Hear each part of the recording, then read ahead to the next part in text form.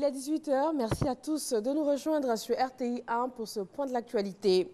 En vue de renforcer la lutte contre la corruption, le gouvernement a décidé de la création au sein du tribunal de première instance d'Abidjan d'un pôle pénal économique et financier. Il aura pour mission de traiter les infractions économiques. C'est une des décisions prises au Conseil des ministres de ce mercredi 29 janvier au palais de la présidence d'Abidjan.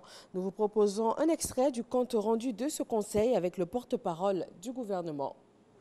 Au titre du ministère de la Santé et de l'Hygiène publique, le Conseil a adopté une communication relative à l'épidémie de pneumonie causée par un nouveau coronavirus. Cette épidémie, détectée à Wuhan en Chine en décembre 2019, s'est propagée à l'échelle mondiale, enregistrant au 26 janvier 2020 1975 cas, dont 56 décès. Selon les informations actuelles, la maladie se transmet par voie respiratoire avec une période d'incubation pouvant atteindre 15 jours. Elle se manifeste par la fièvre, la toux et les difficultés respiratoires. En Côte d'Ivoire, un cas suspect a été détecté le samedi 25 janvier 2020 à bord d'un aéronef.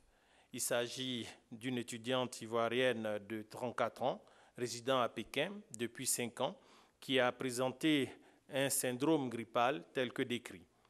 Dès son atterrissage, le cas a été pris en charge par les professionnels nationaux préparés à ce type d'urgence sanitaire. À ce jour, son état général est satisfaisant.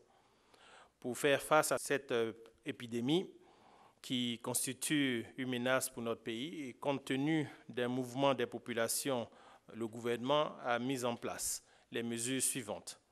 Renforcement du contrôle sanitaire aux frontières aéroportuaires, maritimes et terrestres, diffusion des directives sur la surveillance épidémiologique de la pneumonie aux directeurs départementaux de la santé, renforcement des capacités diagnostiques de l'Institut Pasteur de Côte d'Ivoire pour la confirmation des cas suspects, renforcement des mesures de prévention et de contrôle de l'infection. Par ailleurs, le dispositif particulier de prise en charge mis en place fonctionne 24 heures sur 24.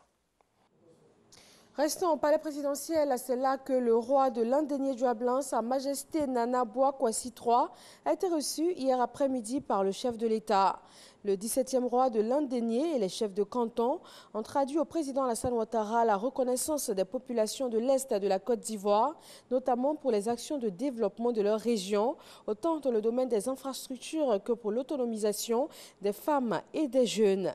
L'Indénié se félicite particulièrement de cette dynamique que connaît la Côte d'Ivoire. Bitumage des voies d'Awabo Anyama et Anyama Adjamé, le gouverneur du district d'Abidjan s'est rendu sur le terrain pour vérifier le niveau d'avancement des travaux. Ces routes doivent être livrées à la fin de cette année. Robert Begré-Mombé a également annoncé la réalisation de plusieurs projets dans les secteurs de l'eau potable et de l'autonomisation des femmes. On prend maintenant la direction de la République démocratique du Congo. Au moins 15 personnes ont été tuées dans le territoire de Béni, zone est du pays. 265 civils y ont été tués depuis début novembre.